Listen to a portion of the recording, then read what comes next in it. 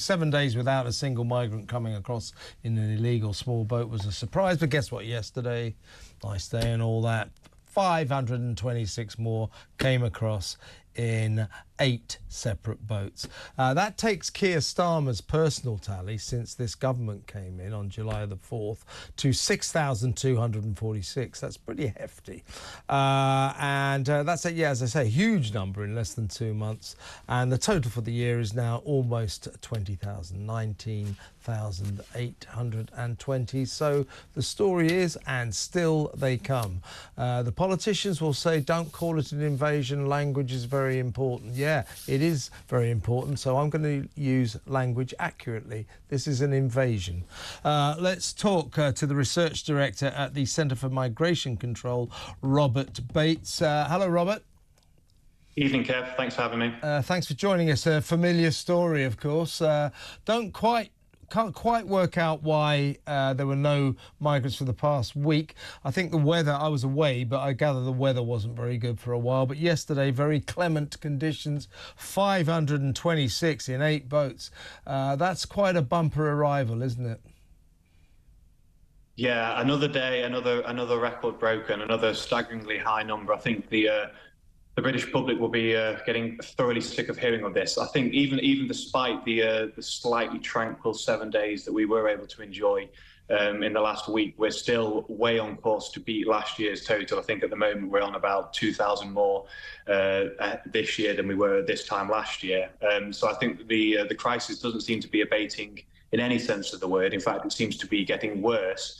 The only difference being this time round, compared to 2023, we don't seem to have a government that's even prepared to talk about the issue. For all their faults, you have to at least hand it to the Conservative Party that they were talking about the issue. You know, had Rishi Sunak producing lecterns with Stop the Boats, you had Tory MPs banging on about it endlessly. But Keir Starmer yesterday did a set-piece speech to the nation, setting out his vision for the country, where things are going wrong. Immigration wasn't mentioned once. Didn't even mention it, did he? Didn't mention it once. He talked about AI, he talked about sewage, he talked about wine, didn't mention immigration once. And I think this really shows how starkly MPs are drifting away from where the public is on this issue. The fact that they're so cloth-eared to what is now the single biggest issue in British politics. We have a government that is simply not talking about it. Because let's be perfectly clear, obviously we can all blame the French for them coming across in the first place, but the fact of the matter is that this is a problem that can be solved by our MPs. And the fact that it hasn't been solved 6 years into the crisis now is testament to how inadequate our political class is. It's interesting what you said about Starmer. We were discussing this earlier in the show. If he doesn't like something, he just doesn't talk about it. You know, you remember the riots.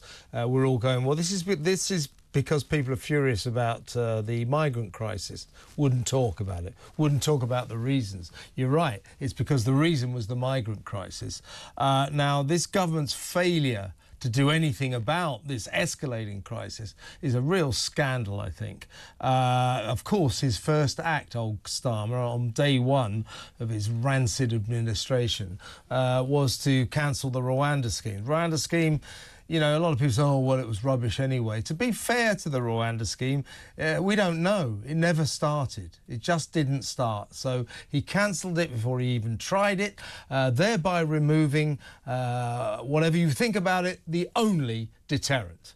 Then we hear that 44,000 people, migrants who've been refused asylum and were set for deportation, will now be allowed to stay under an amnesty issued by Yvette Cooper, the Home Secretary. That's going to cost us £18 billion a year in welfare payments.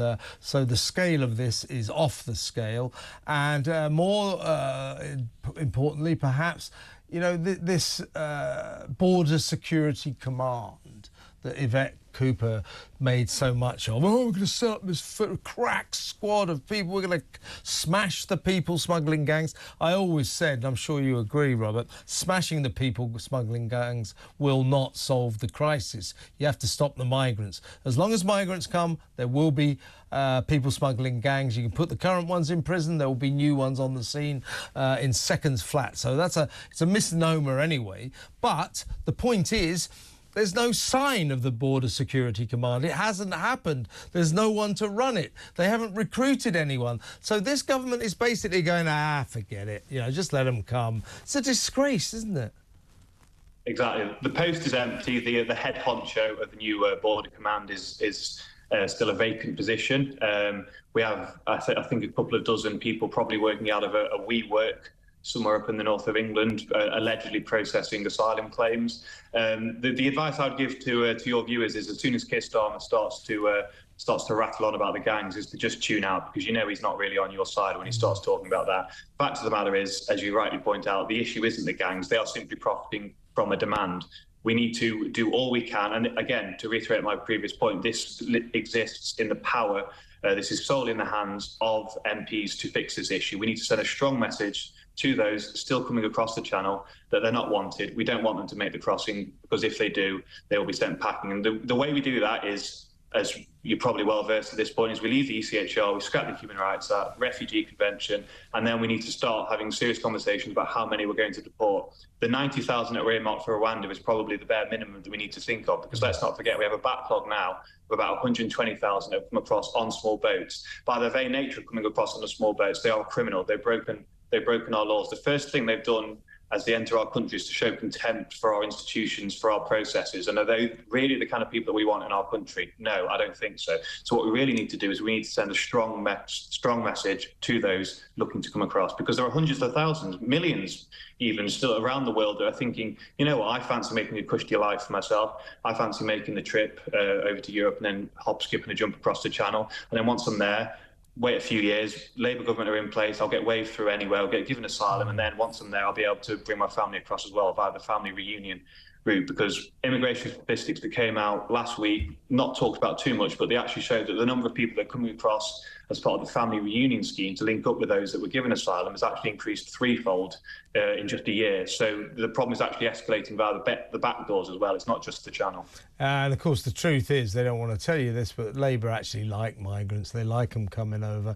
I'm quite a fan of the idea of turning the boats around in the middle of the channel and sending them back to France. Since we seem to be able to safely tow them from the middle of the channel into Dover and Folkestone, I can't see why it's unsafe to tow them back to France. But if you mustn't do that, if you really don't want to do that and talk about maritime danger and all that stuff, well, just arrest them when they come here. We now know that room can be made in our prisons if the desire is there. Look at the white working class rioters. Suddenly there were spaces. So the numbers are small enough in a way. Every migrant that comes over, you haven't got documents, you came over in an illegal boat, you're under arrest. Once they get that message, they stop coming, wouldn't they? Well, the one thing we do need to do is we need to stop spending about 5.4 billion every year on putting these guys up in fancy accommodation, giving them round-the-clock welfare support, giving them appointments with dentists, with GPs, giving them free meals and pocket money, all the while telling our pensioners that they're going to have to suffer a really, really bleak winter. Many will die as a result of this winter fuel allowance cut. That's not a problem that's concerning these asylum seekers, is it? As they're sitting in their four-star hotels, drinking their Horlicks and watching Bargain Hunt on the TV. It's not. So we need to get our priorities straight as a country, because at the moment we're letting down those that have paid into our system for decades, and letting in those and treating with the VIP treatment those that have broken in and showed utter contempt for our country. You'd think that watching Bargain Hunt might have discouraged them, but obviously nothing will stop them. But great to talk to you, Robert, as always. Thank you so much for your time. Robert Bates, their Research Director at the Centre of Migration Control. Get on the phone. Let me know what you think. I mean, are they ever going to do anything about this? At least the Tories, made some kind of small gestures towards doing something. They tried the Rwanda scheme. Keir cancelled it before it ever started. It's a gimmick. It's a gimmick. Well, you could have given it a go, mate. You could have given it a try. As opposed to absolutely no deterrence whatsoever. What are we going to do about this?